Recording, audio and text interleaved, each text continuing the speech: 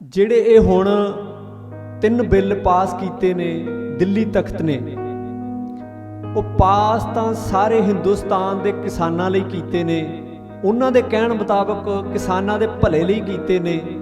ਪਰ ਐਸੀ ਕੀ ਗੱਲ ਕਿ ਇਕੱਲਾ ਪੰਜਾਬ ਉਹਨਾਂ ਬਿੱਲਾਂ ਦੇ ਬਰਖਲਾਫ ਉੱਠ ਕੇ ਖੜਾ ਹੋ ਗਿਆ।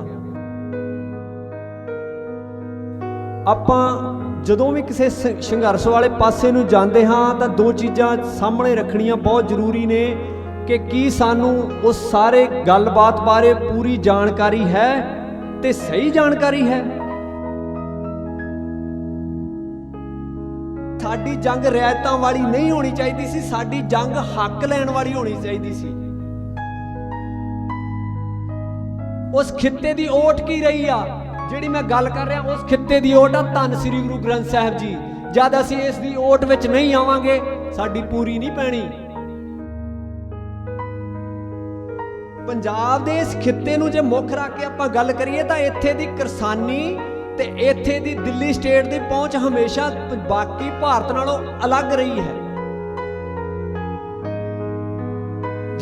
ਜਿਹੜੀ MSP ਦੀ ਮੈਂ ਗੱਲ ਕਰ ਰਿਹਾ, ਉਹ MSP ਅੱਜ ਸਾਨੂੰ ਕਣਕ ਤੇ ਝੋਨੇ ਤੇ ਮਿਲਦੀ ਹੈ, ਜਦ ਕਿ ਬਾਈ ਨੇਮ 23 ਫਸਲਾਂ ਦੇ ਉੱਤੇ MSP ਸਰਕਾਰ ਨੇ ਅਨਾਉਂਸ ਕੀਤੀ ਹੋਈ ਹੈ, ਜਿਹਦੇ ਵਿੱਚ ਮੱਕੀ ਵੀ ਆਉਂਦੀ, ਕਪਾਹ ਵੀ ਆਉਂਦੀ ਆ, ਮਸਰਾਂ ਦੀ, ਛੋਲਿਆਂ ਦੀਆਂ ਦਾਲਾਂ ਵੀ ਆਉਂਦੀਆਂ ਨੇ। ਮੁਤਾਬਕ ਕੁਝ ਮਿੰਟਾਂ ਲਈ ਆਪ ਜੀਆਂ ਦੇ ਨਾਲ ਚਲੰਤ ਚੱਲਦੇ ਮਸਲੇ, ਖਾਸ ਕਰਕੇ ਕਿਸਾਨੀ ਦੇ ਮਸਲੇ ਤੇ ਮੈਨੂੰ ਹੁਕਮ ਕੀਤਾ ਹੈ ਉਹਨਾਂ ਨੇ ਬੋਲਣ ਵਾਸਤੇ। ਤੇ ਮੈਂ ਇੱਕ ਬੇਨਤੀ ਕਰਦਾ ਸੰਗਤ ਅੱਗੇ ਕਿ ਮੈਂ ਜਿੰਨਾ ਵੀ ਚਿਰ ਬੋਲਾਂ, ਮੇਰੀ ਇੱਕ ਕਮਜ਼ੋਰੀ ਹੈ ਕਿ ਮੈਂ ਤਾਂ ਬੋਲ ਸਕਦਾ ਜੇ ਸੰਗਤ ਥੋੜੀ ਇਕਾਗਰ ਚਿੱਤ ਹੋ ਕੇ ਸੁਣੇ। ਤਾਂ ਜੇ ਸੰਗਤ 'ਚ ਇਕਾਗਰਤਾ ਨਹੀਂ ਤਾਂ ਬੁਲਾਰੇ ਦੇ ਵਿੱਚ ਵੀ ਇਕਾਗਰਤਾ ਨਹੀਂ ਬਣਦੀ। ਤੁਸੀਂ ਬਹੁਤ ਲੰਬੇ ਸਮੇਂ ਤੋਂ ਬੈਠੇ ਹੋ, ਕੀਰਤਨ ਸਰਵਣ ਕੀਤਾ ਹੈ, ਗੁਰਮਤਿ ਵਿਚਾਰਾਂ ਸਰਵਣ ਕੀਤੀਆਂ ਨੇ, ਭਾਈ ਤਾਰੂ ਸਿੰਘ ਜੀ ਦੇ ਸਮਰਪਿਤ ਤੇ ਗੁਰਮਤਿ ਸਮਾਗਮ ਕਰਾ ਰਹੇ ਹੋ। ਇਹ ਖਿੱਤਾ, ਜਿਸ ਖਿੱਤੇ 'ਚ ਅਸੀਂ ਜਨਮ ਲਿਆ ਹੈ, ਪੰਜਾਬ, ਜਦ ਅਕਾਲ ਪੁਰਖ ਪਰਮਾਤਮਾ ਨੇ ਇਸ ਖਿੱਤੇ ਵਿੱਚ, ਇਸ ਧਰਤੀ ਵਿੱਚ ਸਿੱਧਾ ਦਖਲ ਦਿੱਤਾ ਤਾਂ ਗੁਰੂ ਦੇ ਰੂਪ, ਗੁਰੂ ਨਾਨਕ ਸਾਹਿਬ ਜੀ ਦੇ ਰੂਪ ਵਿੱਚ ਪ੍ਰਗਟ ਹੋ ਕੇ ਦਿੱਤਾ। ਉਹ ਦਖਲ ਗੁਰੂ ਨਾਨਕ ਸਾਹਿਬ ਦੀ ਭਾਲ ਗੁਰਮੁਖ ਤੋਂ ਸ਼ੁਰੂ ਹੋ ਕੇ ਇੱਕ ਮਨੁੱਖ ਤੋਂ ਸਿੱਖ ਤੇ ਸਿੱਖ ਤੋਂ ਸਿੰਘ, 10 ਜਾਮਿਆਂ ਦੇ ਵਿੱਚ ਉਹਨਾਂ ਨੇ ਉਹ ਸਾਰਾ ਪ੍ਰੈਕਟੀਕਲ ਕੀਤਾ। ਜਿਹੜੀ ਜੜ ਉਹ ਲਾ ਕੇ ਗਏ, ਉਸ ਜੜ ਨੂੰ, ਉਸ ਰੁੱਖ ਨੂੰ ਸ਼ਹੀਦਾਂ ਨੇ ਆਪਣੇ ਖੂਨ, ਆਪਣੇ ਸਿਰਾਂ ਦੇ ਨਾਲ ਸਿੰਜਿਆ ਤਾਂ ਸਰਬੱਤ ਦੇ ਭਲੇ ਵਾਲਾ ਨਿਜ਼ਾਮ ਇੱਥੇ ਪੈਦਾ ਹੋਇਆ। ਇਸ ਧਰਤੀ ਦਾ, ਇਸ ਖਿੱਤੇ ਦਾ ਮੁੱਖ ਕਿੱਤਾ ਅੱਜ ਤੱਕ ਕਿਸਾਨੀ ਹੀ ਰਿਹਾ ਹੈ। ਇਹਦੀ ਮੁੱਖ ਕਿਰਤ ਖੇਤੀਬਾੜੀ ਹੀ ਰਿਹਾ। ਜਿਹੜੇ ਇਹ ਹੁਣ 3 ਬਿੱਲ ਪਾਸ ਕੀਤੇ ਨੇ ਦਿੱਲੀ ਤਖਤ ਨੇ, ਉਹ ਪਾਸ ਤਾਂ ਸਾਰੇ ਹਿੰਦੁਸਤਾਨ ਦੇ ਕਿਸਾਨਾਂ ਲਈ ਕੀਤੇ ਨੇ, ਉਹਨਾਂ ਦੇ ਕਹਿਣ ਮੁਤਾਬਕ ਕਿਸਾਨਾਂ ਦੇ ਭਲੇ ਲਈ ਕੀਤੇ ਨੇ। ਪਰ ਐਸੀ ਕੀ ਗੱਲ ਕਿ ਇਕੱਲਾ ਪੰਜਾਬ ਉਹਨਾਂ ਬਿੱਲਾਂ ਦੇ ਬਰਖਲਾਫ ਉੱਠ ਕੇ ਖੜਾ ਹੋ ਗਿਆ। ਪੰਜਾਬ ਕੱਲੀਆਂ ਕਿਸਾਨ ਜਥੇਬੰਦੀਆਂ ਨਹੀਂ ਉੱਠ ਖੜੀਆਂ ਹੋਈਆਂ। ਕਿਸਾਨ ਜਥੇਬੰਦੀਆਂ ਜ਼ਰੂਰ ਵਧਾਈ ਦਾ ਪਾਤਰ ਨੇ ਕਿ ਉਹ ਇਸ ਗੱਲ ਨੂੰ ਲੈ ਕੇ ਉੱਠ ਤੁਰੀਆਂ ਨੇ, ਪਰ ਤੁਸੀਂ ਨਿਗਾਹ ਮਾਰਿਓ ਕਿ ਹਰ ਇੱਕ ਆਮ ਇਨਸਾਨ ਜਿਹਦਾ ਖੇਤੀਬਾੜੀ ਦੇ ਨਾਲ ਸੰਬੰਧ ਵੀ ਨਹੀਂ, ਜਿਹੜਾ ਖੇਤੀਬਾੜੀ ਜਾਂ ਛੱਡ ਚੁੱਕਾ ਜਾਂ ਕਰਦਾ ਨਹੀਂ, ਜਾਂ ਦੁਕਾਨਦਾਰ ਆ ਜਾਂ ਨੌਕਰ ਆ, ਉਹ ਵੀ ਇਸ ਸਟਰਗਲ ਦੇ ਵਿੱਚ, ਇਸ ਸੰਘਰਸ਼ ਦੇ ਵਿੱਚ ਪੂਰਾ ਹਿੱਸਾ ਲੈ ਰਿਹਾ ਹੈ। ਤਾਂ ਆਖਰ ਗੱਲ ਕੀ? ਇਹ ਸਾਰੀ, ਇਹ ਨਹੀਂ, ਆਪਾਂ ਜਦੋਂ ਵੀ ਕਿਸੇ ਸੰਘਰਸ਼ ਵਾਲੇ ਪਾਸੇ ਨੂੰ ਜਾਂਦੇ ਹਾਂ ਤਾਂ ਦੋ ਚੀਜ਼ਾਂ ਸਾਹਮਣੇ ਰੱਖਣੀਆਂ ਬਹੁਤ ਜ਼ਰੂਰੀ ਨੇ ਕਿ ਕੀ ਸਾਨੂੰ ਉਸ ਸਾਰੇ ਗੱਲਬਾਤ ਬਾਰੇ ਪੂਰੀ ਜਾਣਕਾਰੀ ਹੈ ਤੇ ਸਹੀ ਜਾਣਕਾਰੀ ਹੈ। ਪੂਰੀ ਜਾਣਕਾਰੀ ਤੇ ਸਹੀ ਜਾਣਕਾਰੀ ਹੋਣ ਦੇ ਨਾਲ ਹੀ ਕੋਈ ਸੰਘਰਸ਼ ਅੱਗੇ ਵੱਧਦਾ ਹੈ। ਇਹ ਨਹੀਂ ਕਿ ਇਸ ਧਰਤੀ ਦੇ ਉੱਤੇ ਜਦ ਇਸ खिते दे उत्ते ये बिल नहीं सन आए, ये 3 बिल नहीं पास होए सन, ते किसानी एक बहुत वधिया प्रफुल्लित सी। उदों भी किसान खुदकुशियां करदा सी, उदों भी किसान करजे दे पंड थल्ले सी, उदों भी साडे बच्चे खेतीबाड़ी दा कित्ता छड्ड के, अपना जद्दी पुश्ती कित्ता छड्ड के प्रदेशां नूं प्रवास कर रहे सन, ते अज भी कर रहे ने।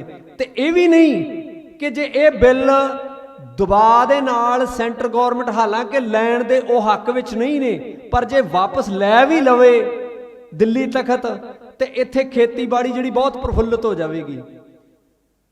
सानू इन्हां गल्लां बारे जानकारी होनी बहुत जरूरी है कि आखिर गल की है। पंजाब की धरती दे उत्ते जो महाराज ने गुरमुख दी भाल दे दौरान एक सिख तो एक सिंह सिरजिया, ते जो इस खिते दे विच प्रैक्टिकल करके एक धर्म सिरजिया है, वो सभ्याचार उस धर्म तो किन्ना नूं खतरा है। जो अज इस खिते दे विच जिस तरीके नाल सिख उठे ने, ये सोचण और समझण वाली गल है कि ठीक है सारे उठे ने, पर बहुतात बहुत ज़्यादा जिहड़ा हिस्सा है वो सिखां दा है। ते सिੱਖੀ नूं ते किरसानी नूं ते सिੱਖੀ नूं ते पंजाब नूं कदी भी अड्ड करके नहीं देखिया जा सकदा। ते जेड़े स्ट्रगल कर रहे ने, जेड़ियां जथेबंदियां भी स्ट्रगल कर रही ने, उन्हां नूं भी ये गल समझनी पैनी है कि कदी भी सिੱਖੀ नूं और इस खिते नूं, पंजाब नूं ते किरसानी नूं अड्ड करके नहीं देखना चाहिए। जद भी असीं अड्ड करके देखांगे, साडे कीते होए संघर्ष कदी भी पूरे नहीं पैणगे। 1972 ਦੇ ਵਿੱਚ किसान यूनियन बनी, जद पहली बार पंजाब के कुछ किसान इत्थों मार्च के रूप में दिल्ली गए तो इंदिरा गांधी के सामने प्रोटेस्ट किया, उन्होंने धरना लाया। उस समय जिहड़ा सानू मिनीमम सपोर्ट प्राइज मिलता सी, MSP मिलती सी, वो 1 रुपया घट गई सी। वो 1 रुपया घटन करके 75-76 रुपये उदों कणक का रेट सी, 1 रुपया घट गया सी हमेशा वधण नालों। वो वधाउण दे खातर उत्थे किसानां ने जाके जब धरना लाया तां इंदिरा गांधी खुद उन्हां किसानां नूं मिली। अज दा समा नहीं सी, 1972 की गल आ। तां इंदिरा गांधी ने खुद उन्हां किसानां नूं इह सुजैसट कीता भी तुहाडी कोई जथेबंदी नहीं, तुसीं इवें उठ के आ गए, तुहाडी गल कौन सुणूगा। उत्थों भारतीय किसान यूनियन बनी।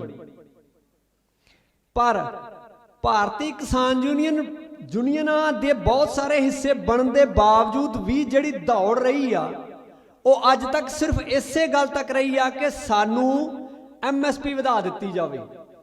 2006 दे विच स्वामीनाथन कमीशन की रिपोर्ट आई। स्वामीनाथन कमीशन की रिपोर्ट जदों तीसरी रिपोर्ट छप के बाहर आई तो उहदे आधार के उत्ते अज तक की कवायद रही है साडियां किसान यूनियनां दी। उहदा एक नुकता सी कि जिहड़े MSP का भाव आ वो C2 तरीके दे नाल लागू किया जाए, कमर्शियल टूल है, जिहदे विच जदों MSP का भाव तय हुंदा है तां उहदे विच साडियां खेतीबाड़ी दे नाल संबंधित जिहड़े संद ने उन्हां दा खर्चा, साडे किसान दी लेबर दा खर्चा, किसान दे परिवार दी लेबर दा खर्चा, जो साडा फसलां दे उत्ते खर्चा आउंदा, वो जो साडियां स्प्रेयां हुंदियां ओहदा खर्चा, ते प्लस जो परिवार है वो उन्हां दे जियां दा, जिन्हां ने रोटी पानी लैके जाना मगर, बीबियां ने प्रशादा पानी पकाउणा मगर, उहदा भी खर्चा पाया जावे। नाल जिहड़ी जमीन ते खेती हुंदी आ उहदा रेंट पाया जावे नाल। ये उहदा एक फार्मूला सी स्वामीनाथन दा। इस एक फार्मूले नूं फड़ के अज तक की कवायद रही कि MSP वधा दित्ती जावे। ये सन रियायतां, जद कि साडी जंग रियायतां वाली नहीं होनी चाहिए सी, साडी जंग हक लैण वाली होनी चाहिए सी। हक की सी साडा? हक तो साडा ये होना चाहिए सी कि पंजाब, एक चीज़ सामने रखनी चाहिए, पंजाब दा खिता हिंदुस्तान दे बाकी सारे सूबियां दे बाकी सारे खित्यां नालों अलग है। इहदा सभ्याचार अलग। ये ना तो एक अंग्रेज ने आण के इंडिया दिता, जद कि इत्थे अंग्रेज़ां दे आउण तो पहलां वक्खो वखरे देश सन। पंजाब देश अलग सी, मगध देश बिहार अलग सी, गुजरात अलग, महाराष्ट्र मराठियां दा देश अलग सी, असामियां दा असाम देश अलग सी। ये छोटे छोटे समूहां नूं एक अंग्रेज ने आण के इकट्ठियां करके इंडिया नां दे दिता। सारियां दा भूगोलिक तरीका, सभ्याचार, रहन सहन दा सारा तरीका वक्खो वखरा है, अज भी वखरा है। तुसीं देखो साडा नागिਆਂ नाल नहीं मिलदा, नागिਆਂ दा साडे नाल नहीं मिलदा, मराठियां दा असामियां नाल नहीं मिलदा, बिहारियां दा तमिलनाडुआं नाल नहीं मिलदा। ये सारे खिते अलग अलग ने। पंजाब दे इस खिते नूं जे मुख रख के आपां गल करिए तां इत्थे दी किसानी ते इत्थे दी दिल्ली स्टेट दी पहुंच हमेशा बाकी भारत नालों अलग रही है। असल विच गल समझण वाली ये है कि साडे नाल उन्हां ने अज तक ये कीता क्यों। जिहड़ी MSP दी मैं गल कर रहा, वो MSP अज सानू कणक ते झोने ते मिलती है, जबकि बाई नेम 23 फसलों के उत्ते MSP सरकार ने अनाउंस की हुई है, जिहदे विच मक्की भी आउंदी, कपाह भी आउंदी आ, मसरां दी छोलियां दीयां दालां भी आउंदियां ने, पर की कदी सानू मिलियां सिवाए कणक और झोने तो। MSP घट्टो घट समर्थन मुल इतों घट तां जिवें 1888 रुपया परमल का रेट सी, झोने दे विचों भी कल्ला परमल ते मिलदी, झोने ते मिलदी, बासमतियां ते वो भी नहीं मिलदी सानू। पर यह कल्ली पंजाब ते क्यों लागू हुई? पंजाब तो गां हरियाणा टप्पो किते नहीं मिलदी सानू। अज असीं अखबारां च पढ़दे ना बिहार दे विचों झोना इसे करके पंजाब च ट्रकां दे ट्रक भर के आ रहे ने कि इत्थे पंजाब समर्थन मुल मिलदा आ। वो तां मिलदा सानू जे वो ना देण ते जिहड़ा पंजाब दा किसान फिलहाल सहकदा आ, वो समर्थन मुल करके मरिया नहीं, पूरी तरह सहकदा आ ना, वो सानू जीण दिंदे ने ना वो सानू मरन दिंदे ने, उन्होंने सहकदे होए रखिया आ। अज जे वो समर्थन मुल चुक लैण, MSP चुक लैण ते पंजाब दे किसान नू जद ये लग्या कि मैं हुण मरण किनारे आ गया, ये गल आर्थिकता तो उठ के, ये फसलों के रेट तो उठ के आज़ादी तक जानी आ, ये उन्होंने पता। इसे ते साडी स्ट्रगल भी रही है, शहीदां दे खूनां दी वजह करके सारा कुछ होया। ये कल्ला किसानी दा घोल नहीं, ये सानू समझना पैना। ये दो सभ्याचारां दा घोल आ, जां इत्थे सिੱਖੀ रहनी जां इत्थे विपर रहना, ये सानू समझना पैना। ये समझ नू सामने रख के जे असी अपनी स्ट्रगल लड़ांगे तां साडी पूरी पैनी। मैं 6 गल्लां करनियां तुहाडे नाल छोटियां छोटियां। कोई स्ट्रगल लड़न वास्ते ओट की होनी चाहिए आ, साडा आशा की होना चाहिए, साडा निशाना की होना चाहिए, ते साडा पैंतड़ा की होना चाहिए, उस पैंतड़े मुताबिक साडी समर्था की होनी चाहिए।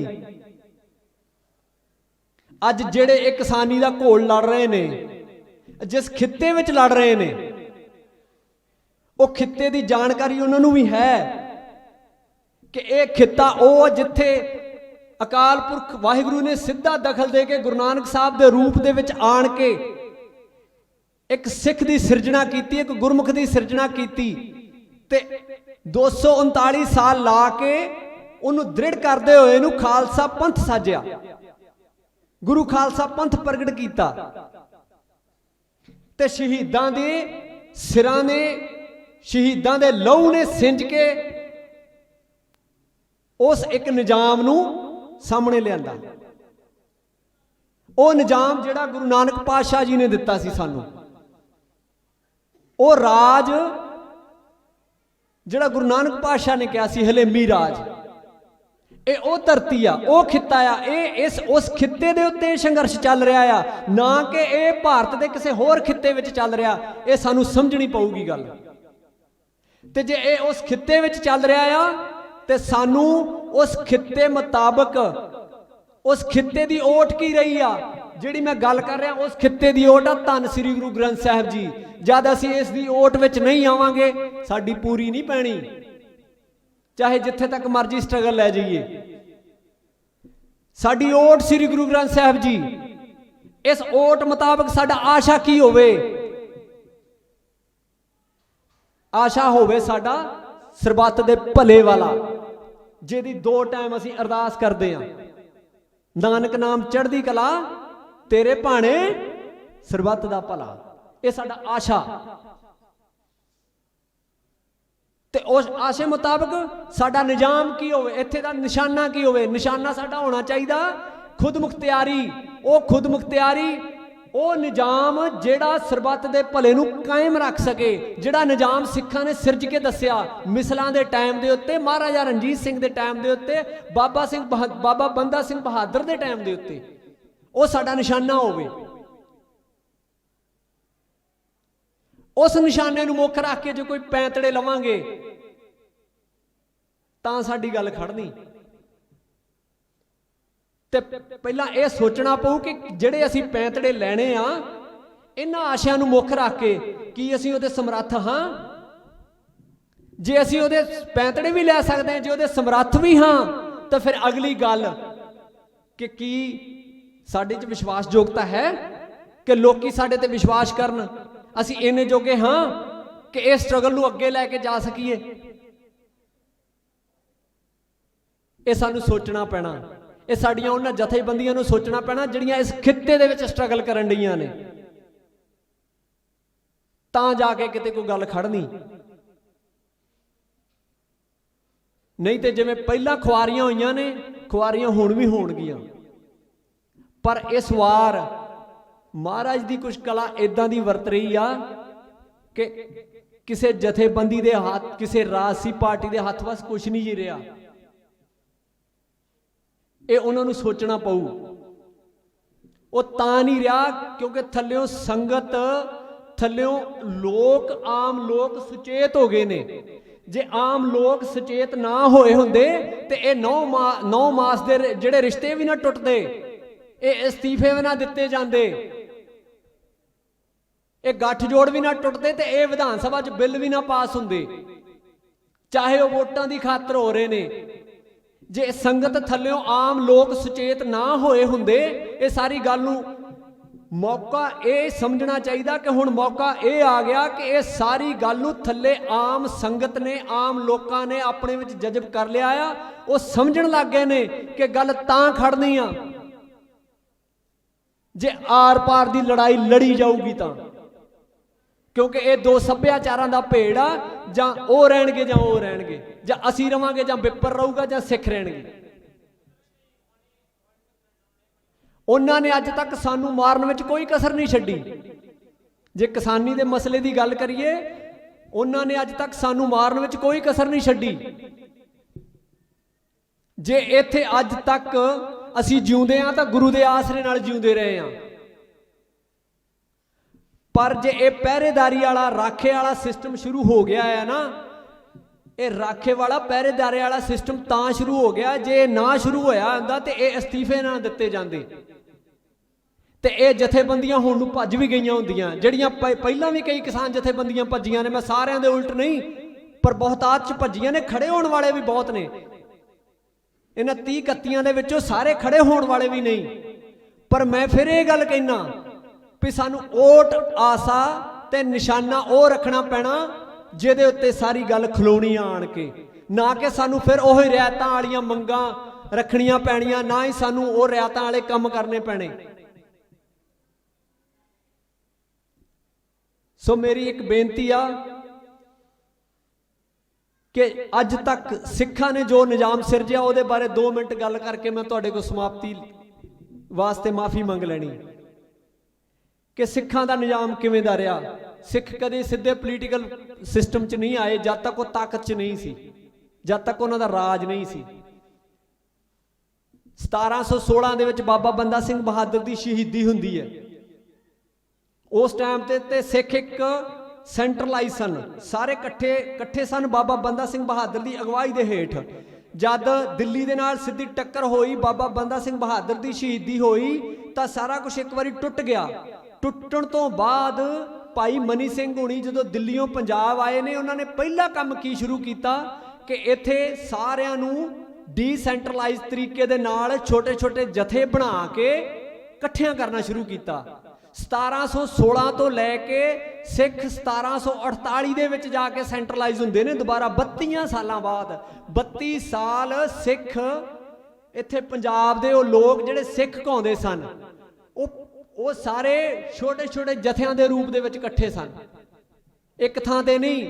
ਪਹਿਲੀ ਵਾਰ 1748 ਦੇ ਵਿੱਚ ਜਾ ਕੇ ਅੰਮ੍ਰਿਤਸਰ ਸਾਹਿਬ ਅਕਾਲ ਤਖਤ ਸਾਹਿਬ ਦੇ ਉੱਤੇ ਪਹਿਲਾ ਇਕੱਠ ਹੋਇਆ। 1716 ਤੋਂ ਬਾਅਦ 1748 ਚ ਉਸ ਤੋਂ ਬਾਅਦ ਮਿਸਲਾਂ ਬਣੀਆਂ ਨੇ। ਉਸ ਤੋਂ ਬਾਅਦ ਰਾਖੀ ਪ੍ਰਬੰਧ ਸ਼ੁਰੂ ਕੀਤਾ ਤਾਂ ਜਾ ਕੇ ਖਾਲਸਾ ਰਾਜ ਆਇਆ। ਹੁਣ ਵੀ ਬਿਲਕੁਲ ਉਹੀ ਹਾਲਾਤ ਨੇ ਤੇ ਸਾਨੂੰ ਉਹਨਾਂ ਹਾਲਾਤਾਂ ਨੂੰ ਮੱਦੇਨਜ਼ਰ ਰੱਖਦਿਆਂ ਹੋਇਆਂ ਜਿਹੜਾ ਸਾਨੂੰ ਦੂਜਿਆਂ ਨੇ ਨਿਜ਼ਾਮ ਦਿੱਤਾ, ਦੂਜਿਆਂ ਨੇ, ਸਾਡੇ ਗੁਰੂ ਨੇ ਨਿਜ਼ਾਮ ਨਹੀਂ ਦਿੱਤਾ ਵੋਟਾਂ ਵਾਲਾ ਸਾਨੂੰ।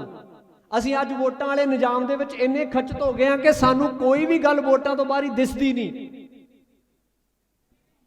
ਇਹ ਨਿਜ਼ਾਮ ਸਾਡੇ ਗੁਰੂ ਨੇ ਨਹੀਂ ਦਿੱਤਾ। ਸਾਡੇ ਗੁਰੂ ਨੇ ਸਾਨੂੰ ਨਿਜ਼ਾਮ ਦਿੱਤਾ ਸੀ ਸਿਲੈਕਸ਼ਨ ਵਾਲਾ, ਇਲੈਕਸ਼ਨ ਵਾਲਾ ਨਹੀਂ ਸੀ ਦਿੱਤਾ। ਸਿਲੈਕਸ਼ਨ ਵਾਲਾ ਐਵੇਂ ਦਿੱਤਾ ਸੀ ਕਿ ਤੁਸੀਂ ਇਕੱਠਿਆਂ ਨੇ ਬੈਠ ਕੇ ਸੰਗਤ ਵਿੱਚੋਂ ਸਿਲੈਕਟ ਕਰਨੇ ਨੇ, ਆਗੂ ਆਪਣੇ ਚੁਣਨੇ ਨੇ। ਸਾਰੀ ਸੰਗਤ ਦੇ ਵਿੱਚੋਂ ਉਹ ਆਗੂ ਚੁਣਨੇ ਨੇ ਜਿਨ੍ਹਾਂ ਦੇ ਕੋਈ ਕਿਰਦਾਰ ਨੇ, ਜਿਹੜੇ ਗੁਰੂ ਸਾਹਿਬ ਦੇ ਭਰੋਸੇ ਦੇ ਵਿੱਚ ਰਹਿੰਦੇ ਨੇ, ਜਿਹੜੇ ਨਿਤਨੇਮੀ ਨੇ, ਦਸਵੰਧ ਕੱਢਦੇ ਨੇ ਤੇ ਗੁਰੂ ਦੇ ਪ੍ਰਥਾਏ ਸਟਰਗਲ ਕਰਦੇ ਨੇ, ਸੰਘਰਸ਼ ਦੇ ਵਿੱਚ ਨੇ। ਐਸੇ ਆਗੂ ਚੁਣਨੇ ਨੇ, ਉਹ ਸੰਗਤ ਦੇ ਵਿੱਚੋਂ ਚੁਣਨੇ ਨੇ, ਨਾ ਕਿ ਵੋਟਾਂ ਪਾ ਕੇ। ਉਹਨਾਂ ਦਾ ਜਿਹੜਾ ਆ ਤੇ ਸਾਡਾ ਕੀ ਫਰਕ ਆ, ਸਿਰਫ ਇਹ ਤੇ ਗੱਲ ਕਰਕੇ ਮੈਂ ਸਮਾਪਤੀ ਕਰ ਦੇਣੀ ਆ। ਦੇਖੋ, ਇੱਕ ਐਮਐਲਏ ਚੁਣਨ ਵਾਸਤੇ ਆਪਾਂ ਵੋਟ ਪਾਉਂਦੇ ਆ। ਜਦ ਅਸੀਂ ਇੱਕ ਐਮਐਲਏ ਚੁਣਨ ਵਾਸਤੇ ਵੋਟ ਪਾਉਂਦੇ ਆ, ਉੱਥੇ ਸਾਡਾ ਨਿੱਜ ਦਾ ਫੈਸਲਾ ਹੁੰਦਾ। ਅਸੀਂ ਇਕੱਲੇ ਜਾ ਕੇ ਵੋਟ ਪਾਉਂਦੇ ਤੇ ਲੋਕਤੰਤਰ ਤਾਂ ਸਾਨੂੰ ਇੱਥੋਂ ਤੱਕ ਕਹਿੰਦਾ ਕਿ ਤੁਸੀਂ ਆਪਣੀ ਘਰਵਾਲੀ ਨੂੰ, ਆਪਣੇ ਮਾਂ ਪਿਓ ਨੂੰ ਵੀ ਨਾ ਦੱਸੋ ਕਿ ਵੋਟ ਕਿਹਨੂੰ ਪਾਈ ਆ। ਉੱਥੇ ਅਸੀਂ ਇਕੱਲਿਆਂ ਨੇ ਇੱਕ ਆਗੂ ਨੂੰ ਚੁਣਨਾ ਹੁੰਦਾ, ਇੱਕ ਐਮਐਲਏ ਚੁਣਨਾ। ਪਰ ਇੱਧਰ ਗੁਰੂ ਦੀ ਸੰਗਤ ਦੇ ਵਿੱਚ ਬੈਠ ਕੇ 5 ਸਿੰਘ ਚੁਣੇ ਜਾਣੇ ਆ। ਉੱਥੇ ਇੱਕ ਆਗੂ ਚੁਣਨਾ ਤੇ ਇਕੱਲੇ ਨੇ ਚੁਣਨਾ। ਇੱਥੇ ਸਾਰੀ ਸੰਗਤ ਵਿੱਚੋਂ ਚੁਣਨਾ ਤੇ 5 ਸਿੰਘ ਚੁਣੇ ਜਾਣੇ ਆ। ਉੱਥੇ ਜਦੋਂ ਵੋਟ ਪਾਉਣ ਜਾਣਾ, ਉੱਥੇ ਪਰਦਾ ਲੱਗਾ ਹੋਣਾ, ਉੱਥੇ ਪਰਦੇ ਦੇ ਉਹਲੇ ਮਸ਼ੀਨ ਦਾ ਬਟਨ ਦਬਾਉਣਾ ਜਾਂ ਮੋਹਰ ਲਾਉਣੀ ਆ, ਚੋਰੀ, ਤੇ ਦੱਸਣਾ ਵੀ ਕਿਸੇ ਨੂੰ ਨਹੀਂ। ਇੱਥੇ ਮਹਾਰਾਜ ਦੀ ਹਜ਼ੂਰੀ 'ਚ ਸਾਰੀ ਸੰਗਤ ਦੇ ਸਾਹਮਣੇ ਓਪਨਲੀ ਆਪਣਾ ਆਗੂ ਚੁਣਨਾ। ਇਹ ਨਿਜ਼ਾਮ ਸਾਨੂੰ ਦਿੱਤਾ ਸੀ ਮਹਾਰਾਜ ਨੇ। ਅਸੀਂ ਅੰਗਰੇਜ਼ਾਂ ਦਾ ਦਿੱਤਾ ਹੋਇਆ ਜਿਹੜਾ ਮੁੜ ਕੇ ਵਿਪਰਾਂ ਨੇ ਸਾਡੇ ਉੱਤੇ ਥੋਪ ਦਿੱਤਾ 47 ਤੋਂ ਬਾਅਦ। ਇੱਕ ਗੁਲਾਮੀ ਚੋਂ ਨਿਕਲ ਕੇ ਦੂਜੀ ਗੁਲਾਮੀ ਦੇ ਵਿੱਚ ਪੈ ਗਏ। ਅੱਜ ਤੱਕ ਅਸੀਂ ਉਹ ਨਿਜ਼ਾਮ ਛੱਡਿਆ ਨਹੀਂ, ਤਾਂ ਖੁਆਰੀ ਦੇ ਵਿੱਚ ਪਏ ਹੋਏ ਆ। ਇਹ ਕੋਈ ਮਸਲੇ ਹੱਲ ਨਹੀਂ ਉਦੋਂ ਤੱਕ ਹੋਣੇ ਜਦ ਤੱਕ ਅਸੀਂ ਆਪਣੀਆਂ ਪੰਥਕ ਰਵਾਇਤਾਂ ਉੱਤੇ ਨਾ ਆਏ। ਤੇ ਪੰਥਕ ਰਵਾਇਤਾਂ ਉੱਤੇ ਤਾਂ ਆਇਆ ਜਾਣਾ ਜੇ ਸਾਡੀ ਓਟ ਗੁਰੂ ਗ੍ਰੰਥ ਸਾਹਿਬ ਹੋਊਗੀ, ਜੇ ਸਾਡਾ ਰਾਹ ਗੁਰੂ ਗ੍ਰੰਥ ਸਾਹਿਬ ਹੋਊਗਾ, ਜੇ ਗੁਰੂ ਦੇ ਦੱਸੇ ਰਾਹ ਉੱਤੇ ਚੱਲਾਂਗੇ। ਅੱਜ ਆਪਾਂ ਭਾਈ ਤਾਰੂ ਸਿੰਘ ਜੀ ਦੇ ਜਨਮ ਦਿਹਾੜੇ ਨੂੰ ਸਮਰਪਿਤ ਬੈਠੇ ਹਾਂ ਤਾਂ ਮੈਨੂੰ ਮਹਿਬੂਬ ਸਾਹਿਬ ਦੀਆਂ 2 ਸਤਰਾਂ ਯਾਦ ਆਈਆਂ ਨੇ, ਸ਼ਹੀਦ ਦੇ ਪ੍ਰਥਾਏ। ਮਹਿਬੂਬ ਸਾਹਿਬ ਕਹਿੰਦੇ, ਰਹਿਣ ਸ਼ਹੀਦ ਇਕੱਲੜੇ ਸੁੰਨੇ ਲੱਖ ਵਰੇ, ਗੁਰੂ ਦੇ ਪੈਂਡੇ ਕੌਮ ਨਾ ਜਦ ਤੱਕ ਸਫ਼ਰ ਕਰੇ। ਗੁਰੂ ਦੇ ਪੈਂਡੇ ਜਦੋਂ ਤੱਕ ਸਫ਼ਰ ਨਾ ਕੀਤਾ, ਇਹ ਸ਼ਹੀਦਾਂ ਦੇ ਜਿਹੜੇ ਬਣਾਏ ਹੋ ਕਾਫਲੇ, ਉਹਨਾਂ ਦੇ ਵਿੱਚ ਅਸੀਂ ਸ਼ਾਮਲ ਨਹੀਂ ਹੋ ਸਕਣਾ। ਉਹ ਕਾਫਲੇ ਨਹੀਂ ਬਣਨੇ ਤੇ ਜਦ ਤੱਕ ਉਹ ਕਾਫਲੇ ਨਾ ਬਣੇ ਸਾਡੀ ਖਲਾਸੀ ਨਹੀਂ ਹੋਣੀ। ਇਦਾਂ ਖੁਆਰੀ ਹੋਣੀ ਜਿੱਦਾਂ ਅੱਜ ਤੱਕ ਹੁੰਦੀ ਆਈ ਆ। ਗੁਰੂ ਦਾ ਰਾਹ ਕੀ ਆ? ਗੁਰੂ ਦਾ ਰਾਹ ਤਿਆਗ ਦਾ, ਗੁਰੂ ਦਾ ਰਾਹ ਵਿਵੇਕ ਦਾ, ਗੁਰੂ ਦਾ ਰਾਹ ਸਿਦਕ ਦਾ। ਜਦ ਤੱਕ ਅਸੀਂ ਗਿਆਨ ਦੇ ਰਾਹ ਨਹੀਂ ਪੈਂਦੇ, ਗੁਰੂ ਦੇ ਦੱਸੇ ਹੋਏ ਗਿਆਨ ਦੇ ਰਾਹ ਨਹੀਂ ਪੈਂਦੇ, ਵਿਵੇਕ ਬੁੱਧ ਨਹੀਂ ਲੈਂਦੇ, ਸਿਦਕ ਦੇ ਰਾਹ ਨਹੀਂ ਪੈਂਦੇ ਤੇ ਤਿਆਗ ਦੇ ਰਾਹ ਨਹੀਂ ਪੈਂਦੇ, ਕੋਈ ਕਾਮਯਾਬੀ ਨਹੀਂ ਮਿਲਣੀ। ਕਿਉਂਕਿ ਗੁਰੂ ਦਾ ਓਟ ਆਸਰਾ ਨਹੀਂ ਤੱਕਿਆ। ਸੋ ਮੇਰੀਆਂ ਇੰਨੀਆਂ ਬੇਨਤੀਆਂ ਨੇ ਕਿ ਆਓ ਗੁਰੂ ਦਾ ਓਟ ਆਸਰਾ ਤੱਕੀਏ ਤੇ ਗੁਰੂ ਦੇ ਰਾਹ ਪਈਏ। ਇਹ ਸੰਘਰਸ਼ ਵੀ ਗੁਰੂ ਦੇ ਓਟ ਆਸਰੇ ਨਾਲ ਲਈਏ।